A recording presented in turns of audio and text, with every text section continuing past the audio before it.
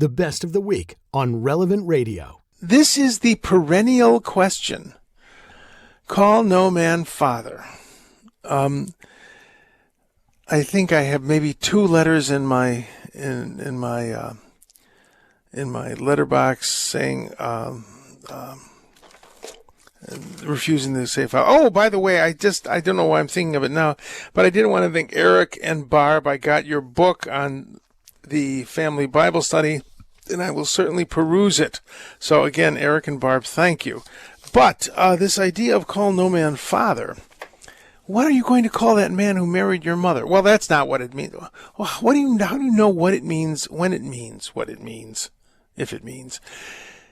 Let us look at this. People loving seats of honor at the banquets and greetings in marketplaces and being able to speed with a Roman collar on and not get a ticket. That used to be true, not anymore. Moving on, I kid. Rabbi, what does rabbi mean? It doesn't mean teacher. It means my great one. In other words, it means reverend. Call no one father. You have one Father in heaven. Do not be called master. What does the word master mean? It's the word for teacher. So I don't know a sect of Christianity that doesn't call its clergy either father or reverend or teacher. You know, the word doctor means teacher. Have you ever thought of that? The Reverend Dr. Billy Graham, well, that by Rabbi Master, you know, and I have great respect for Billy Graham. May he rest in peace. But this idea of call no man father, I think that's a misunderstanding of what's going on. I have been told that the rabbi was such a respected person, and in certain sects of Judaism, still is.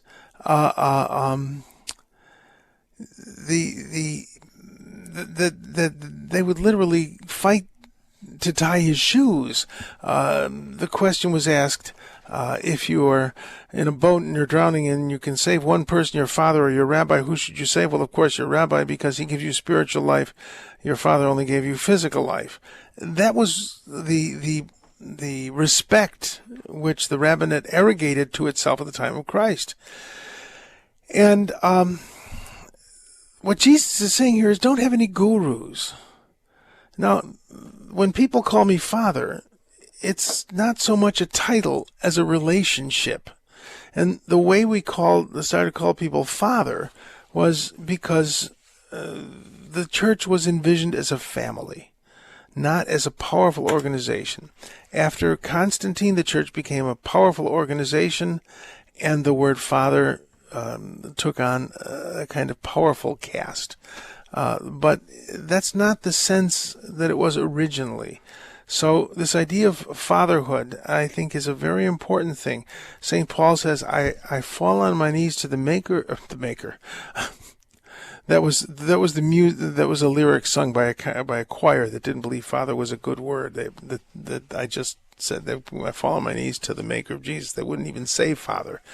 But I fall on my knees to the Father of Jesus, from whom every fatherhood takes its name. St. Paul clearly hadn't read the gospel, because he was talking about fatherhood, human fatherhood. And Jesus then goes on, and the scriptures go on to talk about fathers and children. So if you interpret this strictly, I don't think you're getting the sense of it. The word for instructor the word master is a particularly interesting word. It means a guide. It's kathegetes in Greek. It means someone who leads you along, a guru. So don't be calling people your great one or your father, in the sense that I don't have a human father. You're my real father. But the last one, do not be called master. That it means a leader or a guide. I have known people who would never dare call a clergyman father who will call their pastor to ask what color they should paint the kitchen. Don't have gurus. That's what Jesus is saying, because Scripture then goes on to use the word father a lot. So I hope that helps a little. The title father came to be applied to priests through spiritual direction, a spiritual father. So that was the idea. That was the Best of the Week on Relevant Radio. The best way to listen to the Best of the Week is on the Relevant Radio app, free and always free. Download and share the #1 free Catholic app today in the App Store.